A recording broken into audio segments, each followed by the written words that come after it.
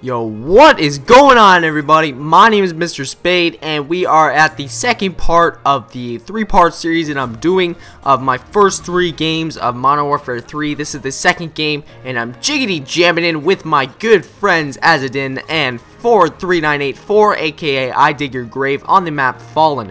Now, Fallen is actually a pretty fun map. This is the first game I played and the second map I played, so I thought it was a very entertaining sort of map. It had a very square feature to it. The domination points, they were in a triangle format, and I like that because it's very easy to rush the enemies. And I find that most of the maps on this game are set up like that. There's lots of rush routes, lots of ways to get behind your enemies and flank them, and most of the domination points are set up in a triangular format, as we're used to from COD 4, Modern Warfare 2, World at War, Black Ops. Most of the maps were actually in a linear format, which means that you had A flag, then B flag, then C flag right after it. However, in this game, it seems that they tried to go with the whole triangle formation, where you would have A flag on one side, C flag on the other side, and then B flag at a 45-degree angle to each of those flags. And I like that setup a lot more. It involves a lot faster gameplay, a lot more fast pace, a lot more rushing, and as you guys may know,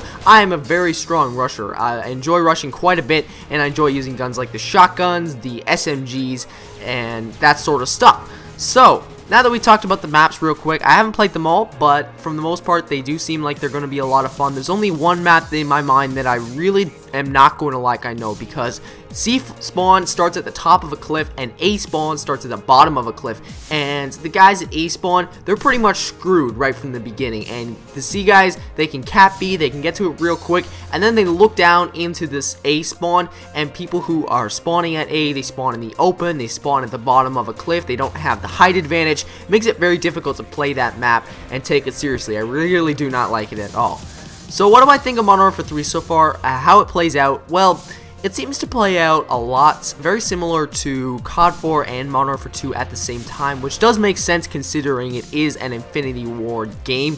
The bullet damage is really high, so you got to make sure you're being careful. I think it's going to be a lot more of a defensive game, which is a little bit disappointing. I really enjoyed Black Ops because there was a lot more rushing, there was a lot less people camping. I know a lot of people will say, that's not true, there's ghost bitching, camping, bitches, those sort of things, but I do think that there will end up being more camping in this game just because the bullet damage is so high and people aren't used to it. Who knows though? This is just speculation. Remember, this is the first day of Modern Warfare 3 release, so you can't take everything I say with a grain of salt because I have only played the game for 5 hours, but from what I've seen so far, since the bullet damage is so high, I think that there'll be a lot more camping. And look at this. How did I cap that flag? What a beast! And then I get my recon drone right here, pull it up, get it into the air, and I go flying away targeting enemies. Now, as I was saying, the gameplay, it is a lot more defensive, I think, and that's what people say in YouTube terms, but in other terms, that just means there's going to be a lot of campers, and you guys can expect that. It's the first week of the game being released, and you guys can expect a lot of camping from a lot of different people, and you guys can expect to get frustrated quite a bit and die a lot, and I know that I'm expecting that, so I wouldn't get your hopes up going into Modern Warfare 3, playing it like it's Black Ops, rushing around all over the place, expecting to get lots of high kill streaks, because it's just not going to happen. Plain and simple, it's a lot more difficult to get your high kill streaks without camping, I find. And don't say that I'm a bad player, I'm just finding that that's what it is so far. It could be just that it's the first day of release and that people are just camping a lot, but it could also be that that's the way the game's going to play out. If that's the case, then that's very unfortunate because I do like to run around.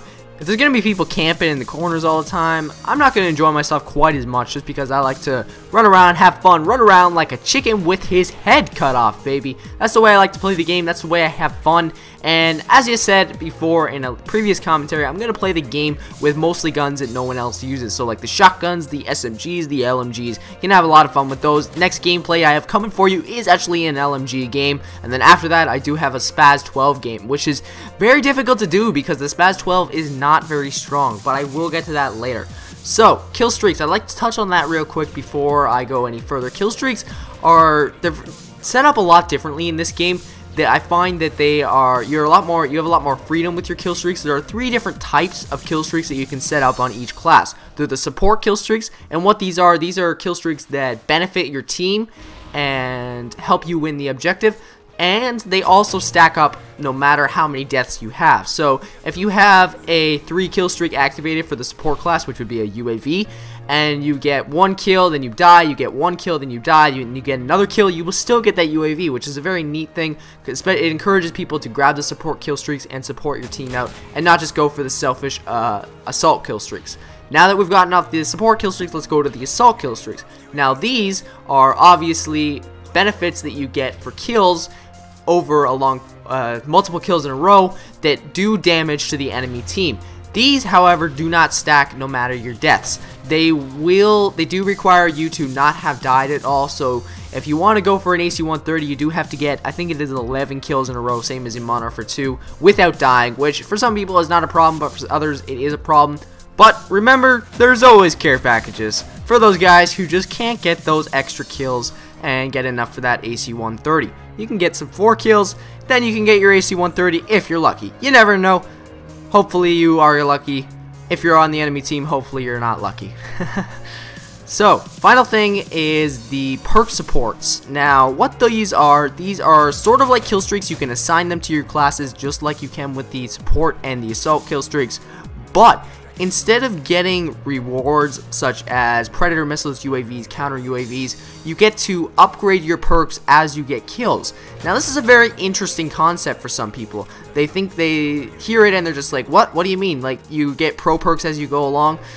Now, I'm not really quite sure. I haven't had enough time to experience using this sort of support as you get kills sort of thing, but I will be experimenting with it in the future, so look forward to that in the next little while. Maybe I will do some of that tonight when I get a chance to play some more Modern Warfare 3. So, now that I've explained what each different type of kill streak is, let me tell you how you assign them to your classes. Now, basically what you do, it's a lot different than Modern Warfare 2 and Black Ops and all the previous games that had kill streaks. You don't select them from a main menu of kill streak options where you can choose a whole bunch of them and they go for the entire game no matter what class you're using.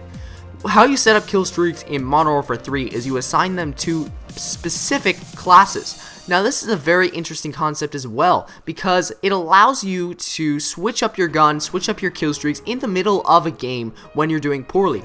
Now some of you might be confused by this, but let me try and explain a little easier. You can choose between the 3. You can choose between perk selection, you can choose between support, and you can choose between assault.